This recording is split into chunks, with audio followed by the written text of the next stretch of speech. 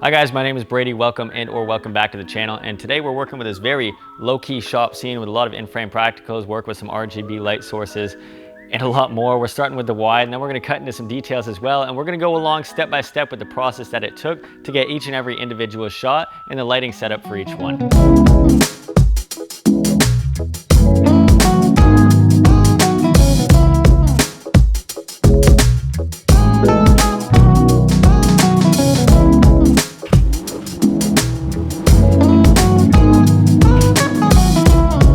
I do want to mention that we're using the new Amaran T4c and T2c tubes, which so far, after first impression, I'm loving them. They're lightweight, they're durable, they're built great. So let's just see how creative we can get with all the tubes, with the other light sources that we're working with here to get the look that we've got. And if you do like this video or any of the other videos on my channel, please be friendly with the subscribe button.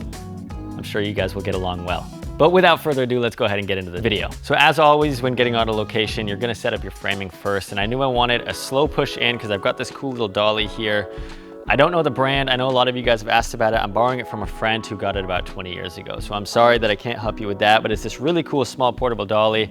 And I knew that I wanted to have this slow push in here, kind of as the first establishing shot into the frame, into the shot, into the car. And then from there, we're gonna move into a handful of cutaway details as well. So really with shoots where you've got a lot of creative freedom, a lot of the times I'll just throw camera up and just start playing around and see what sparks my eye. I knew I wanted the practical 4-foot tube that was back there, so I really set up the structure of those and put the car in place here. And from here, I'm just gonna get creative, see what I see, and add in more lights where I see fit. So after I knew that I wanted to use these tube lights as kind of like in-frame practicals, I started to come up with this color palette and idea that I wanted. And I was battling between either just like a white daylight or this contrast with the amber, warm orange, and the fluorescent contrast. And that's ultimately what we decided to go with. So I want to talk about the first batch rather of lights that we added in here, because we don't have the traditional key light, rim light, fill light. We kind of have all of these lights acting together to create this entire moody scene. So like I said before, what I did first was just set up a practical here. And originally I had it as that amber. We switched to fluorescent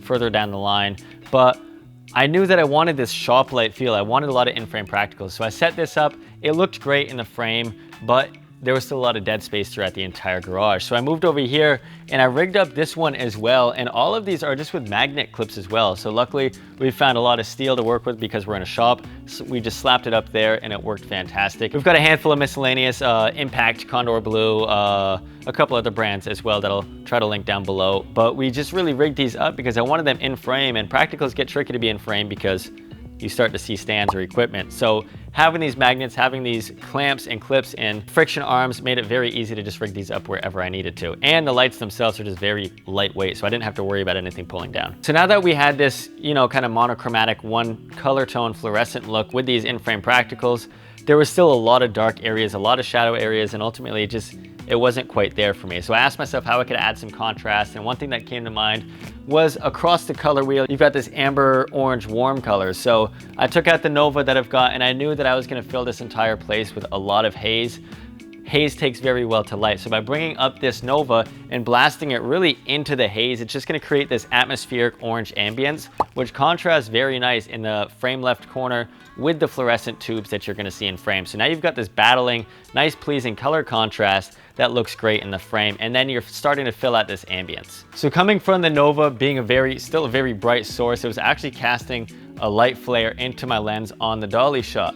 So what I did to block that, I just took this floppy and placed it really directly in front of the Nova relative to the camera. So it's still doing the job of filling the atmospheric haze in the room, but you're not getting the lens flare in the actual lens because this is blocking it off. It's acting as a lens hood or a matte box essentially for your lights. And that leads me to the next light that we added in. So similar to how I had that Nova over there with that orange color tone, I wanted to fill the ambience on this side of the frame with a contrasting color. So I went with that same fluorescent look that was motivated by those in-frame practicals, those tubes. And ultimately I just mirrored both of those lights. So I had the Nova over here, and I just took the Amaran F22c that also just was released, and I brought that up on a boom arm, just kept it naked, open how it was with no diffusion, because I wanted a hard light to cut through this diffusion or cut through the haze once we've got all of the haze in the room. And some lights, especially that Aperture has, will have a particular fluorescent gel mode. A lot of lights don't. So if you're working with an RGB source and you want to get this fluorescent look, I've always found somewhere in the hue range of 140